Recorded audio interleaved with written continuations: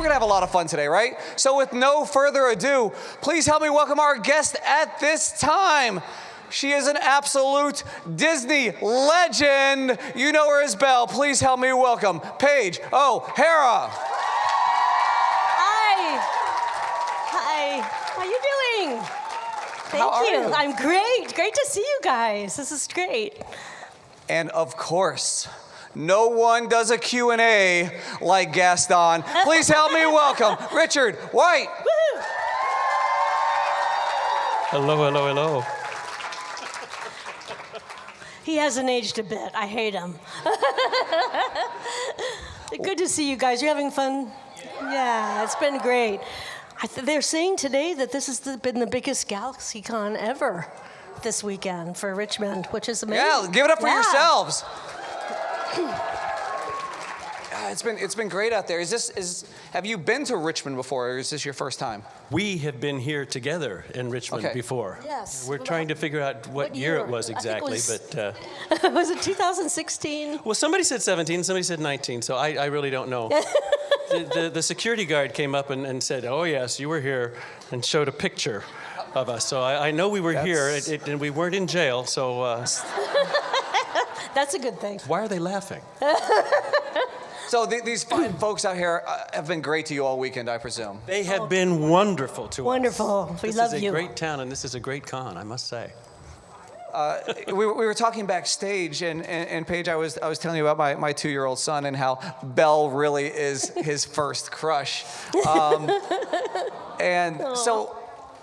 I mean, how often do you hear that from people as they're growing up, that you were their first crush? Oh my gosh, it's crazy, isn't it? Isn't it funny? First of all, I want to suggest that his son keep in mind what Gaston did to the last guy who had a crush. Just to warn, you know. Well, Disney did a study, and this is a few years ago. It might have changed by now, but as of a few years ago, Belle had the most men fans of the princesses and boy fans. So I think that's kind of cool.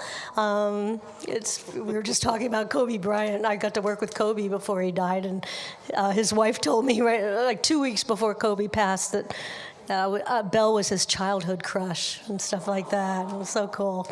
Not Paige, Belle. Belle, yes. But it's very cool. He's making magic in heaven, I know.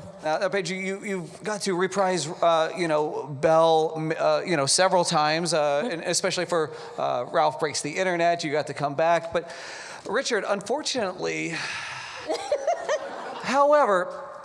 I want you to finish this. I want to know This is 100% true. Me and my roommate over at the Hilton, Elgin David, another one of our moderators are here. We had at least a 1-hour conversation about how you never actually saw. Hey, listen, what's the old saying? If you don't see a body. So the snow might have saved him. We legit put together via a Chat GPT AI thing a fan fiction where Gaston actually does survive. No, see, you were doing fine right up until the point that you said fan fiction. There was no body, and there's a reason there was no body. I talked to Michael when the movie first came out, and I said, there's no body, so when is the reprise coming up? Your animator. Andreas is ready to go. He's not dead. Absolutely. Absolutely. There's a reason that you didn't see that. Well, who here would like to see Gaston rise? There you go. So it's you made his day, trust me. I mean, it's just, being able to be around Disney fans that have grown up with you. Were you Disney fans prior to getting these roles? Oh my gosh, yes. I grew up, Sunday nights, it was all about the magical world of Disney. And my first film I ever saw was Mary Poppins. And it's still my favorite film of all time. And it was that day when I was 8 years old with my grandmother that I said, I'm going to be an actress and a singer. And Julie Andrews just between her and watching Judy Garland and Wizard of Oz. But it was the day that I saw Mary Poppins that I made the decision, and I began studying the week later in acting class. Yeah, that's great. So yeah, it's very cool. But I'm still a huge fan. I love the Disney movies. I will say there's some talk that the hand-drawn animation might still have a place to come back. And absolutely. And I'm hoping Mr. Iger makes that happen. Because they could still do the other, but they should have both. Absolutely. And I'm kind of pushing for that. Richard, were you a fan growing up? Well, I was going to say my first crush, I think, might have been Snow White. So, well, I'm kind of serious about that. I mean, I was very little at the time. But yeah, no, those old Disney, that's what we based, that's what we judged everything else by. And so when what do they call it, the Renaissance, when Yes. when Alan and Howard, began working together and with Little Mermaid and the ones that followed after that, that was sort of what everybody, I think, was measuring them by. And so we were all so very, very happy and proud to realize that we were really, I think most people agree that we were continuing in that tradition, and we are enormously proud and happy to be a part of that tradition. So, and if hand-drawn animation does have a future, I'm hoping that might be a part of that tradition as well. People don't realize Beauty and the Beast took 4 years to make, but they did change things a lot throughout that 4 years. But the most important thing to remember is that none of this would have ever happened if Howard Ashman had not begged Disney and put up his own money to do Little Mermaid. None of these films, because everyone thought animation was dead. No one would take a chance, not any studio. And it really was Howard and Alan who were the ones in charge of making it happen again. And Howard. Oh, yeah. Howard was the driving force. Howard was the driving force, no question. And now you get to, you mentioned Little Mermaid, and Jodie does these shows, and you get to see your Disney friends at these shows. What's it like when is it just a big happy what's it like when you get to see your friends at these shows or at a D23 or at what kind of the emotion of seeing, like you said, Jodie and the Little Mermaid, who set forth this animation revolution. Yes. But you have to remember that this community, part of Howard's conception of these things, they were sort of mini Broadway shows. Right.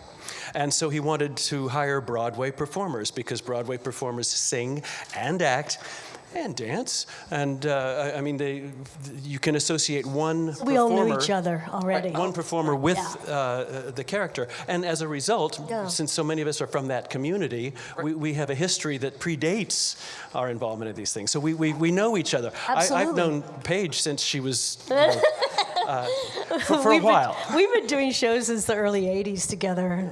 Richard and I actually took Showboat from the Houston Grand Opera. Richard was the star in it, and I was the comic soubrette in it, and we took it to Egypt. I think I got more laughs. No, you didn't. You did not. We ended up doing a Showboat in Egypt. We had a blast. Went down the Nile, the whole bit. And Jodie, I've known Jodie since 1980.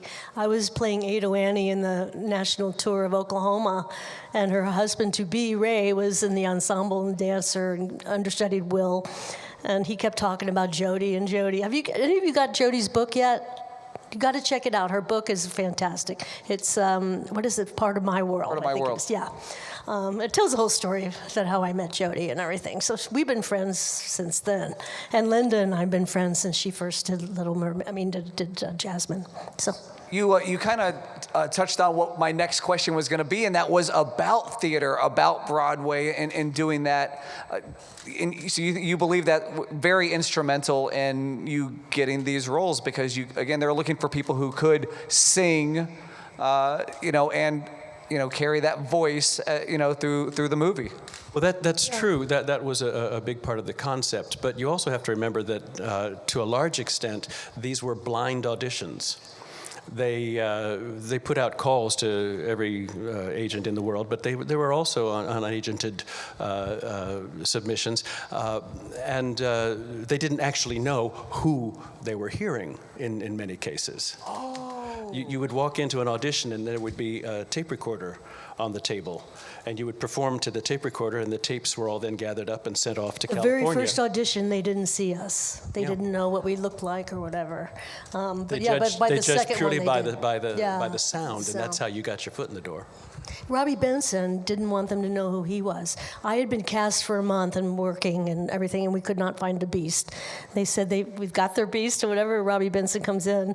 He tells me that he put a fake name on it when he auditioned because he thought they'd be prejudiced about him being this. Well, he has the sweetest face. And he has the sweetest and disposition. he does the sweetest stuff. And all the you know. movies he did, he was known to be this sweet leading man, but he was brilliant. Oh, there's just that whole, I could do an hour on Robbie Benson. That's another story. Astonishing. Yeah. I have so many more questions, but we have a line here ready. Would you like to take some questions from our audience? Sure, of course. All right, hello, what's your name? My name is Malcolm. Hi, Malcolm. What's your question? To the both of you, hearing your voices in that movie really was incredible. You did an amazing work, especially of conveying your characters emotionally and comedically. But how do you feel about listening to? I mean, I've watched it recently in its native tongue French dub, and it was amazing. It was absolutely incredible. And how did you react to? I mean, did you listen to the French dub of Beauty and the Beast? I've only heard the opening song. I thought it was great. It was tricky, though, because the music was written for English. Like when you see the Japanese version, you know, Little Town is a Quiet Village is like, and then it takes like 5 minutes to say one line. Yes, It doesn't quite scan. The words are all really long. But it worked in French, you're right. It did. It was very cool. I should see the whole movie. Now you've inspired me. I'd watch it. Thank you so much. Hello, what's your name? My name is Miles, and the question to you both is, do you have any funny or interesting stories from your time working on a movie? Oh my gosh. Well, the whole thing was funny. and interesting, too. I mean, it really was. You would go into these... David Ogden Cyrus used to say that it's an actor's sandbox, because you get to go in and play. A lot of the time, you're standing in a booth, and there's a light on your a stand that has the script in front of you, and they present you with situations and lines, and they say, go, and you just play. And you can imagine things any way that you imagine them. You can read them any way that you can imagine them. And anything is possible. So there's tremendous freedom in that way. Now, it's also, for people such as we, that's a tricky way to work, because we're used to doing theater and we're used to having someone to react with, to talk to. In fact, it was to a large extent owing to Paige that we got to do that. She said, no, I need someone to talk to. Robbie and I wanted to be together so badly, and myself with Richard in the scenes. But then they said it was too much money, it was too much time. However, we're going to do it. And then they were glad they did. Yeah, because it makes a world of difference. So that was tremendously fun for us, and would also get to be very funny, because when you're as that free and you start to play, you start to get silly sometimes. And so, we had lots of fun in that way. But it also became, I think, more interesting for everyone. That's one of the reasons that it took 2.5 years for us to do just the vocal parts, basically, because they weren't independent. We would work together, and we would come up with a version, and then they would run off, and they would draw. As you may know, they start with the voice, and then they draw to the voice. But they videotape you while you're talking. And then after, they work with that for a while. They sometimes would draw themselves into a corner, and they'd say, "Can you help us? Let's change this back. What if you did it this way? How about these ideas?" And we would re-record, and then they would go back and redraw. And it took about 2.5 years going back and forth to do that. So And we'd there's a lot of disappear play. for like a couple of months. I mean, you would be Yeah. doing a show somewhere, I was doing a show somewhere, and then they'd fly us so back wherever in. you would be, Yeah. you'd get a call from your agent. He'd say, "Yeah, they're going to hire a recording studio, one town over. Can you get okay?" And you'd walk in, and you'd have a recording studio to go in and play, and you would work all day at that, and then go and finish your show the next night, and they would come back. So it kept going back and forth. There was a lot of flexibility that way. But in terms of like favorite moments, though, with working in film, I have to say with Beauty and the Beast, my favorite was when we were all in the studio, this ginormous, 3 times the size of this room, with the full orchestra, 100 pieces. Angela, all of us were there, and all the ensemble people were like Broadway stars because they wanted to be a part of it. But Angela was set to record with us that day as well, and she came in late because she had been up all night. Her flight had been canceled, had no sleep. And Don Hahn said, "Angie, it's okay. We can record you tomorrow." And she said, "Oh, I think I can do it. I'll be fine." And, the trooper. And she literally got up in front of the orchestra, sang Beauty and the Beast. Cold. In one take. And that's the take that's in the movie. And there wasn't a dry eye in the whole place. It was one of the most amazing things I've ever seen. It was a true acting masterclass to watch her and see what she did. She had done a lot of musicals, and she'd been a it's Broadway not like star. She was not an experienced But she musical was so performer and nervous to singer. do that song. She said, "I didn't want to sing a ballad." Well, and she But never thought of herself as a singer. No, And she she was did- very but nervous, she and was a she's good looking around singer. at some of us Yeah. who were known as singers and feeling a little insecure. And then she comes up with that on the first take. Unbelievable. Cold. I must have she done was Little Town as a magnificent. Quiet Village 100 times. I swear. I was like, unbelievable. I'd seen her in Gypsy on Broadway. She played Mama Rose. And I was 17 when I went to New York, and I had no money. I'd sneak in at an intermission and go watch the second act with her. And it was just unbelievable to finally get to meet her and work with her. And then she introduced Richard and I at the Oscars when we sang the Belle song, and that was cool. That was actually kind of funny because Angela was shaking. I was shaking, trust me, singing live on the Oscars. I was like, "Angie, are you nervous?" She said, "Paige, when you get to be my age, you learn when you're supposed to be nervous, and this is it." And so, and to put it in perspective, I'm now the same age as Angie when she did the movie. And are you 66. nervous? No, not with you guys. I'm nervous to get up and perform. I am, definitely. Thank you so much. Thanks, guys. Hello. Hi. My name is Courtney. I'm an 8th grade teacher, and I find myself trying to inspire my kiddos all the time and let them learn from my mistakes. And I was wondering if you guys learned from anybody or got some great advice that has helped you get to where you are now. First of all, the biggest inspiration that I know of to young students, particularly girls, and this is not me figuring it out, this is what I've heard from those girls and their mothers, is the role of Belle. Belle was the first character that I know of that read, that said no to the guy, that stood up for herself. So I think that was a pretty wonderful example. Thank you, Richard. And you know what's also kind of cool? People don't ever talk about this, but Howard Ashman said, Belle is the only one that was 20. I don't care if they want to keep writing her as a teenager, she was 20. She was considered an old maid in that time period. And so she could care less that she was an old maid.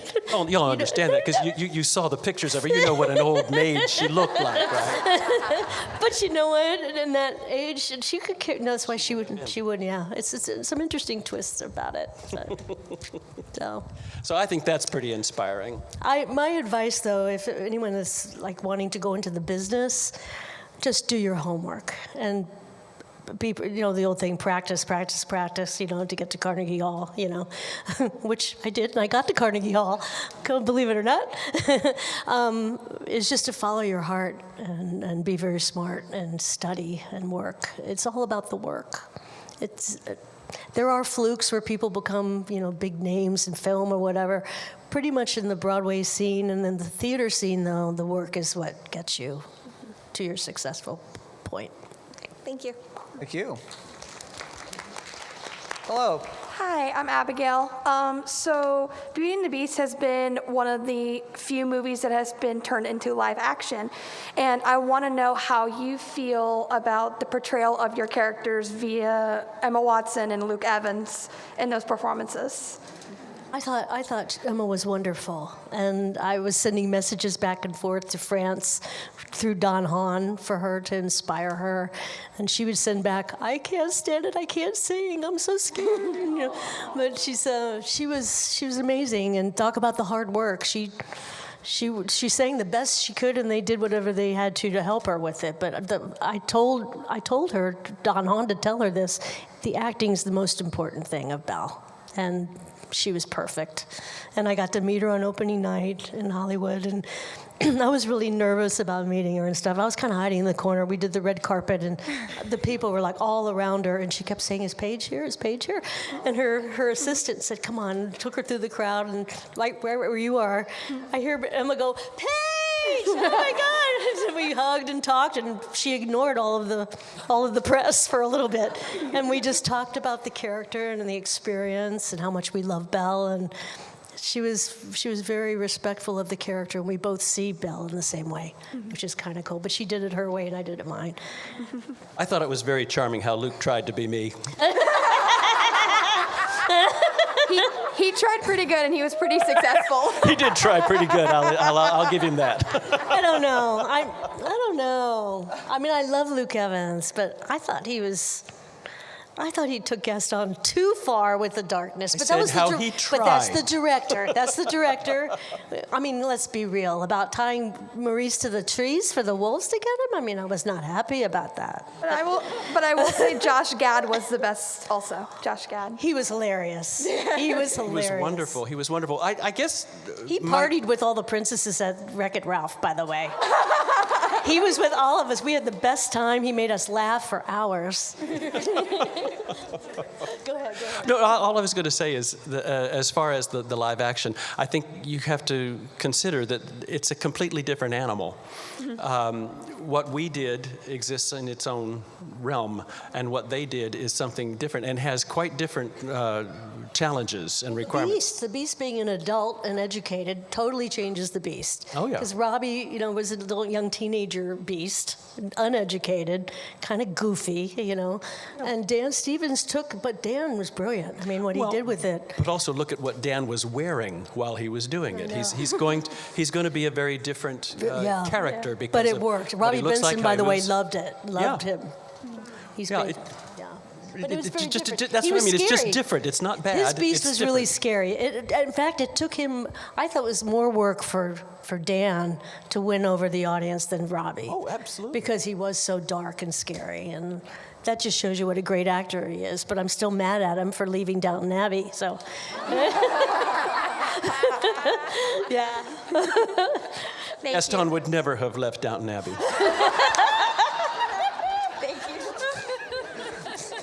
Hello. Oh, that's awesome. That's awesome. Kill me. Hi, what's your name? All right, okay. So short, sorry. Hi, I'm Alex. First of all, thank you both so much for coming down here to GalaxyCon with us. We really appreciate you guys taking the time and effort to come and meet all of us who have grown up watching you guys in Beauty and the Beast. So just thank you from all of us to you. Thank you. So my question is for Mr. White. So we have seen Belle's character interact with all the other princesses in Ralph Breaks the Internet. So how would you imagine Gaston would interact with all the Disney villains of Disney? And who would he get along with? And who would First of all, that's not a fair question. It's a great question. The reason that's not a fair question is that Gaston is not a villain. I don't know what you're smoking, but He is very misunderstood. The poor guy works day and night for his town. He's trying to do his best. He's trying very hard to handle how many girls? This is not easy. This is hard work. Be fair.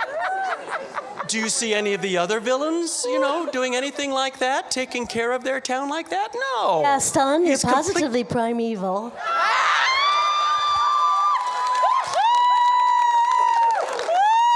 Why, thank you, Belle. Thank you. Thank you. Oh my God. All right, let me just compose myself from the fact that you just said that line.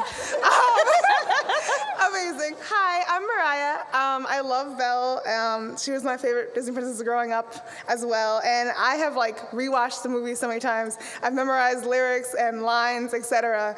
I was kind of wondering, as voice actors, I know a lot of people, when they watch themselves in movies, they're like, oh, I can't do it. It's weird. But do you go back and kind of listen to the movie? Are you able to kind of, enjoy the Disney magic and love it as much as the fans are and sing along? Or are you kind of like, oh, that's me in the movie? Well, I can tell you for me. Yeah. Oh, come on, give me a moment to be serious here. No, but seriously, when a lot of what I do, a lot of what actors in general do, has to do with their face. And when I do something on stage, I can't but see myself. When I do something on screen or on television, I see my face. I see me. Now, granted, I'm playing a role. I'm portraying somebody different, but that's still my face. When I go, when the film first opened, my daughter was 6. And I got to help, and she had lived with it for a couple of years before that. So I got to see the film to some extent through her eyes. And I got to see Gaston through her eyes. Which was kind of interesting. It was, definitely. And you still think he's quite not the villain? a clever girl. She's also a 6 going on 30 in many ways. Well, she's 36 now. I know, it's crazy. I can't believe it. That's so not possible. But as a result, I could take joy in the film through her eyes and see it in that way. So it was not, I didn't have that personal remove. I could just enjoy it for what it was, and that was a great gift. I could really enjoy the whole thing from that sense. So no, I don't mind. I love seeing it probably as much as y'all do. And I get to enjoy it. I have always loved this one's performances, and I've seen her do a lot of different kinds of things. We worked together a lot over the years. So yeah, and so there are those kinds of joys involved as well. Jerry was such a dear guy and a dear friend, and to see him do Lumiere, I'm sorry, I find that maybe even more charming than you do. So yeah, there are those kinds of things. So no, I absolutely love watching this film. I do too. The first time was a little jarring. My sister started cracking up laughing when little town, because she said, "Oh my God, it's you!" It's like crazy. And they did take my mannerisms and my facial expressions and all that. That was kind of like, oh my gosh, this is the only role I've ever played that kind of is me. Normally you hide behind these other characters, and I've gone from playing Edwin Drew to Boy in a musical to playing Belle, and she's like me. It's a whole different thing. Once I got through the first time watching it, though, then I was now a fan. I just watched the whole thing as a fan. Great, thank you so much. Thanks. Hello. Hi, my name is Seda. I'm 22 years old, and I just want to thank you so much for voicing my favorite Disney princess of all time. Thank you. And so, It's Gaston. my question,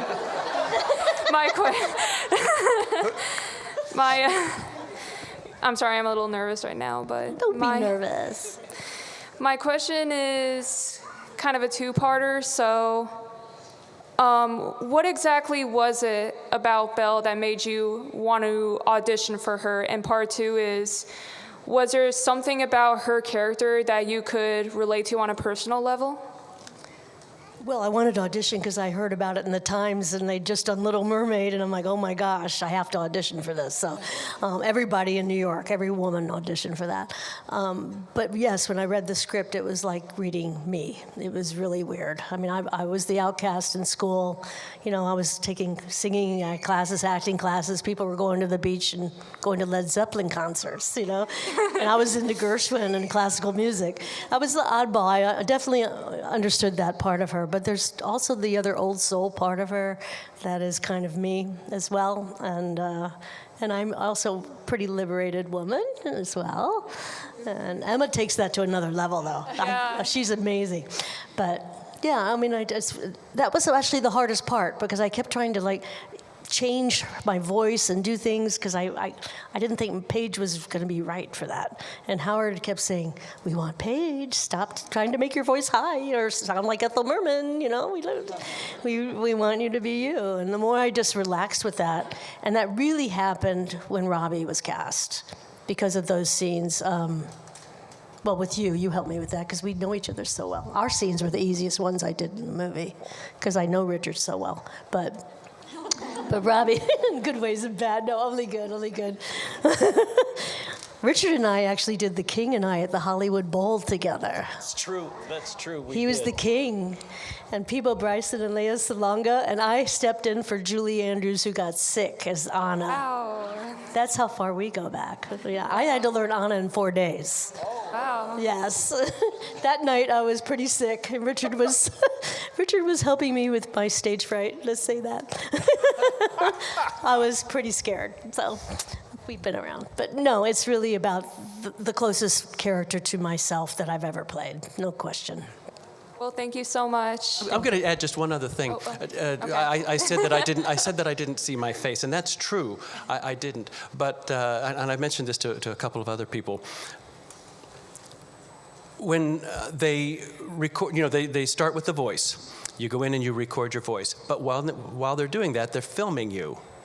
And one of the reasons they do that is so that the artists can see your facial expressions and make sure that they can really bring that into their drawings. Well, as a result, they oftentimes will use certain expressions that only you use. Right. People who know me Right. and have known me for a long time see Gaston in totally. me. They believe that It's totally that Richard. Gaston looks like me. He is totally you. People who do not know me often go, "Oh, where did they get that face?" Because that's not your face. When I look at the film, I see expressions on Gaston's face that I've only ever seen in the mirror or on my daughter's face. It's true. So- See, I thought when I saw Gaston, it was totally you. Well, that's Yeah. what I mean. It's because they capture the expressions that an individual uses. So there is that in there, but I don't, as a rule, I don't see that at all. When I see that, I see Andreas's work when I watch Gaston, and I enjoy the hell out of it. So. Yeah, the people you got to realize these characters. We're not just us. It's it's all the animators. For me, Mark Hanna, James Baxter. They're as much Belle as I am, and Andrea's. Oh, their work is just amazing. It's just we all work together as an ensemble, and it's pretty amazing, actually. Well, thank you so much. Thank you. Thank you. Hello. Hi, my name's Jackie, and I just want to thank you both for making this movie that was such a huge part of my childhood. I saw so much of myself in Belle, and she's just been my favorite princess ever since I was a very little kid. Thank you. But my question for you guys both is, what was your favorite line, either yours or someone else's, in the film? You want to do a little? Want to do a little of our scene? You want to do some? Do you remember the first one with the book? Like Oh, I couldn't. All these pictures. What is that line? How can you read this? There's no pictures. Well, some people use their imagination. Thank you, dear. But my favorite is still, Gaston, you're positively primeval. I love that line. I love that line. I do. There are lots of lines that I love. Most of them are sung, though. Yeah. Well, do one. I use antlers in all of my decorating. I mean, only the man would use antlers in all of his decorating. I thought that was a funny line until I saw what it was based on. When they went to Europe, they took pictures and drew and painted, all of these castles all over Europe. And guess what? There's one with nothing but antlers all over the wall. So true. He uses antlers in all of his decorating. I don't like it. Thank you so much. Thank you both so much. Hi, my name's Pam, and like everybody else in here, obviously a massive fan of Beauty and the Beast. Ever since I was 2 years old, I would just every day go, Beast, Beast, Beast! I just wanted to watch it constantly. So this is truly a dream come true to just get to see Belle personified, because she's truly just, oh my God. So anyway, my question, I wanted to ask you, what is, other than Belle, because clearly she's the best, who is your favorite Disney princess, and who is your favorite Disney villain? My favorite villain right there. I mean, no question. That's not even close. Yeah. Not even close. And I'm torn with the princesses because I'd love, there's a few that I really, really love. Of course, I really, really love Ariel. And I really, really love Mulan. Yeah. And I've grown, now I'm an artist with Disney now, if you didn't know. I'm painting for Disney Fine Art. And I'm painting all the princesses now. Oh, wow. And I've been, actually, for Rapunzel has been super popular, and I've been painting her a lot, and then when I got to meet Mandy, I was totally fangirling with her. I've grown to really love that character as well. And Tiana, oh, I love Tiana. I love them all. And Tiana, oh, Nika Noni, she just signed with my agent. You're gonna get a Nika at one of these now. Yeah. Yeah. Oh, I'm gonna tell her you reacted like that. I love it. I love it. Yeah, literally that happened this week. She signed with our agent to come and do these, so yeah. I don't know, do you have another favorite other than Belle? Who's your favorite? My favorite other than Belle, Ariel was always a really high up there for me. Oh, yeah. Currently, I'm a really big fan of Moana, just as a Oh, she's movie. amazing, isn't she? Yeah, that's another one that for me is just, I can watch it 100 times and just never, ever She's get so tired of it. adorable, and Ali is so adorable. Yeah. I got to work with her a couple times with events.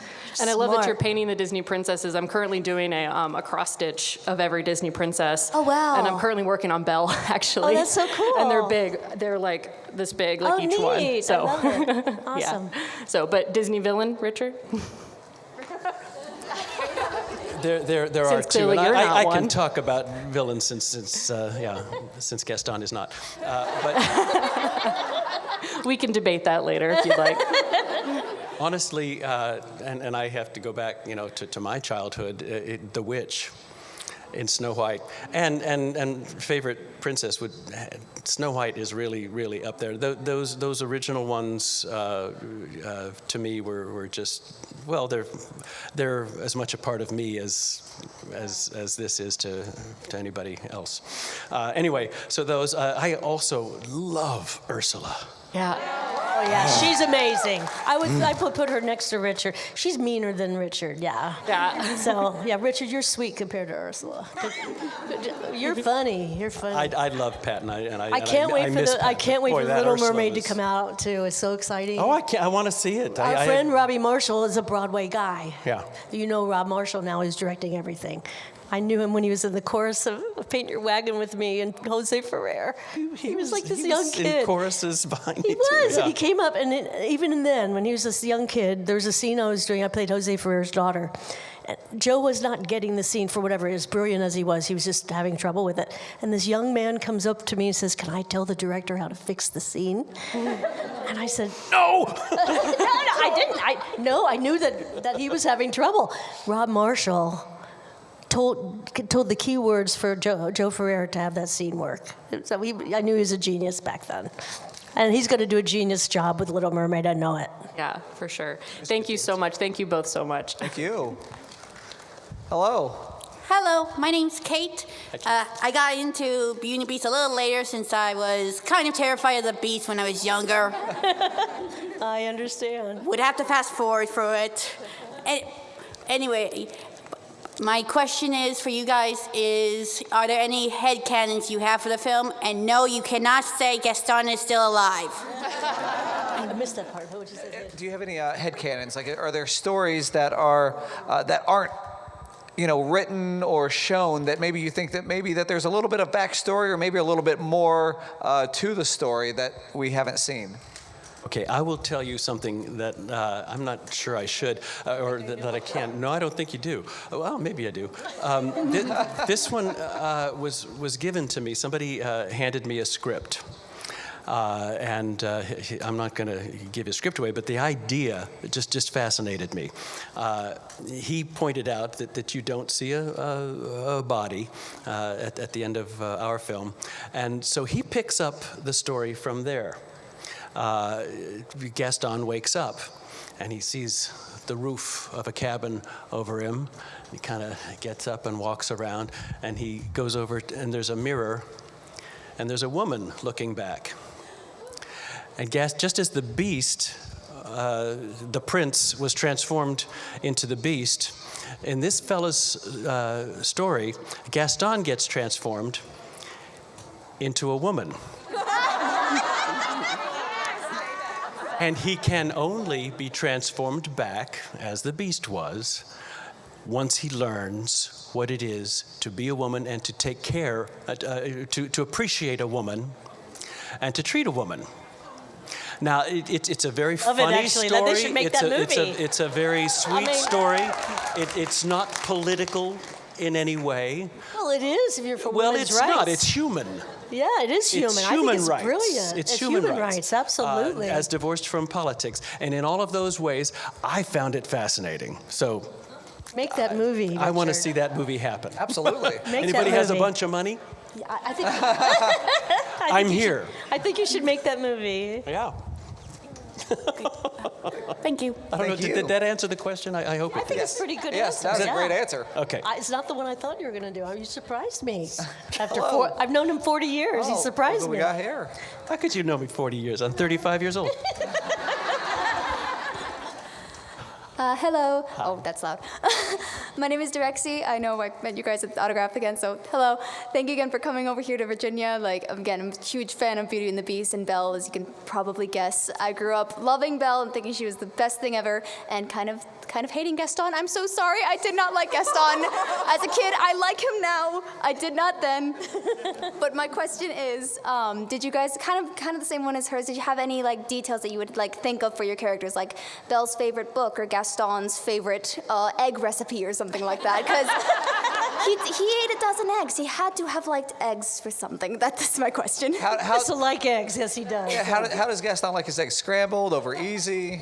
Don't we see him just take them straight down? It's true, raw, We right? do. Raw. That's what's so gross. Raw and in the shell, if I'm not mistaken. So yeah, he's kind of a rough-hewn fella. Paige, what would be Belle's favorite book?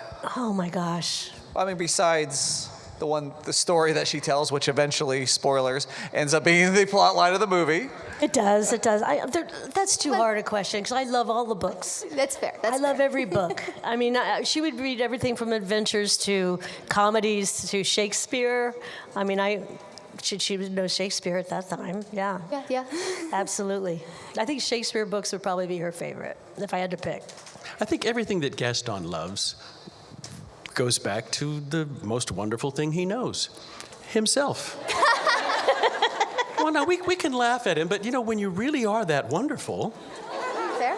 it only makes sense that you would do that. So it would Can be I hard smack for him him to side the head now? Again? Thank you so much. Thank you.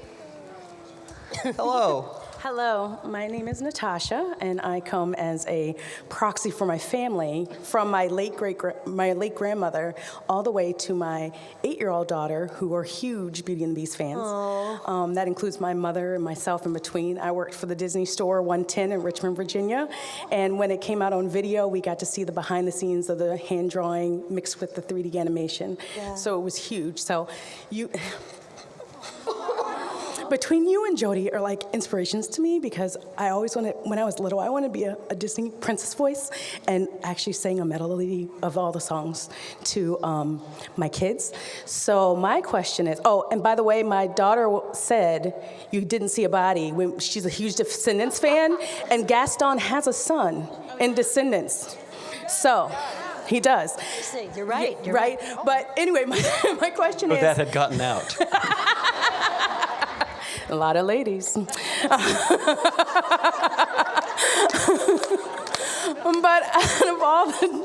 out of all the Disney films, even including Beauty and the Beast, do you all have a favorite song that just kind of, you hear it and it just moves you?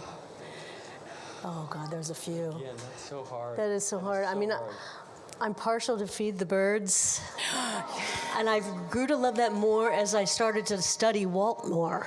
And then I went to the office that they kept exactly the way it was when he died, and Feed the Birds was on the piano. And that was his favorite song. That's good. Yeah, it was. When I see that, and I've seen, I mean, you can only imagine. I'm 66, almost 67. I must have seen it 100 times, 500 times, and every time "Feed the Birds" comes up in that movie, I'm weeping. Just grab the Kleenex.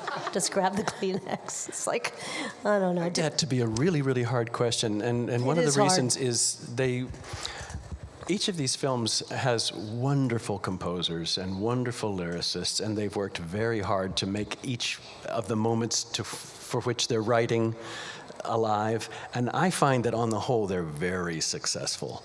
And so for me, as I'm listening to a song, I go, oh, that's the best song they've ever done. Until they get to the next one, I go, wow. I know, it's so true. That's the best one. And Beauty and the Beast title song is right up there. Oh, good, I mean, yes. it totally is. When Angela sings that, I mean, But then you listen to the opening number, and you go, yeah. Here I am. Yep. You know, I'm there. So the whole catalog. Pretty much. Yeah, pretty much. Pretty much. Yeah. Yeah, I mean the Sherman Brothers. I mean Alan Menken. I idolize. I do love Alan's work, and I have to admit that I do think that Alan is at his best when he's with Howard. So those films to me are particularly wonderful. But that I'm not being fair to your question because I'm not really answering what a favorite song is, and I really can't think of one because I like so many of them. Well, it's hard. I just have to say, oh, isn't this amazing? Aww. It's my favorite part because you'll see. Fantastic. Thank you so much. So we do have a couple minutes left, so we're going to get through these last questions. Okay. Hi, my name's Michelle. Along the same lines as her question, I really love singing, but I'm not a very good singer. But I sing everywhere, you know, in the car, all that kind of stuff. And I was just wondering, like, what are your go-to songs that you just find yourself singing when you're not even thinking about it? Oh my God, I sing a lot of Judy Garland songs. Judy Garland's my favorite singer of all time. Me too. That's interesting. Aww. Barbara Streisand's right up there. And then I have my favorite, Maria Callas, one of the favorite opera singers, and Frederica von Stade. But yeah, I like to sing Judy Garland songs. And then there's a brilliant singer, I'm sure many of you know her, Elaine Paige from London. And when I'm out of shape vocally, I will put on Elaine Paige because her technique is perfection. And I start singing along with her, and all of a sudden the belt kicks in, the mask kicks in, you know, soft palate is risen. I mean, all these little technical things happen. And so I use her for my technique. But just for joy, Judy. What's your favorite Judy song? Over the Rainbow. I mean, how can you, yeah. I mean, that's perfection. So, thanks. Thank you so much. Hello. Hi, so I'm Kiana, and I just got to say that I really, really loved what you said about the boys falling in love with Belle, because I have an older brother. He's 3 years older than me, and when he was little, he would always say, "I want to watch B&B. I want to watch B&B." And so that's he was my introduction to Beauty and the Beast. My question is for both of you. And by the way, he's also having his first kid soon, so I'm going to introduce her to Beauty and the Beast as her fairy godmother / awesome auntie. And my question for both of you is, what is your favorite fairy tale? Oh my! Oh, you guys are coming up with hard Besides questions. Beauty and the Beast. Oh my gosh, these are so hard. Well, I am an English major, so I don't know. I mean, I love Peter Pan, but the real one is so dark. I prefer the Disney version and the Broadway version of Peter Pan. I always loved Peter Pan, and I got to play Peter Pan at the Hollywood Bowl, oddly enough. I flew under the stars. But I think writing-wise, I couldn't say the true Peter Pan because it was too dark, but I don't know. What do you think? Again, these aren't fair questions. My daughter loved The Little Mermaid. Now, she loved the Disney film, she was young enough at that point that she wandered around the house all day and all night.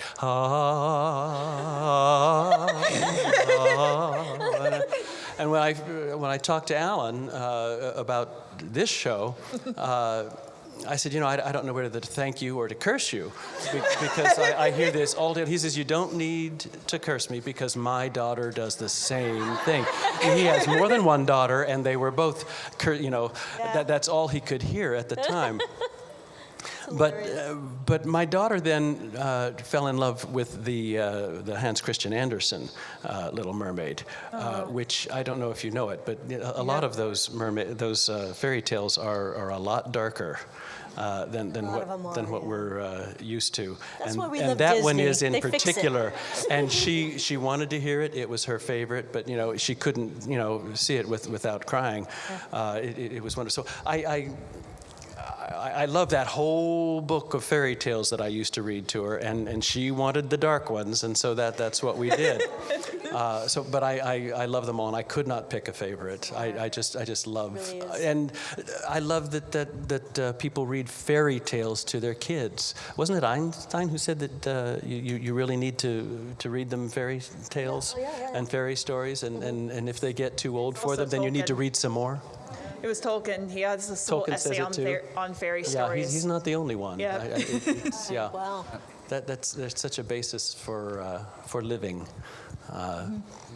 and for children to get used to what life has in store and how you can make choices in life is to look at fairy stories. So, yeah, I love them all, and I Thank you so much. Thank you. Unfortunately, that is our time for today. I know. Hold on. There were two of you that have been waiting in line for a long time.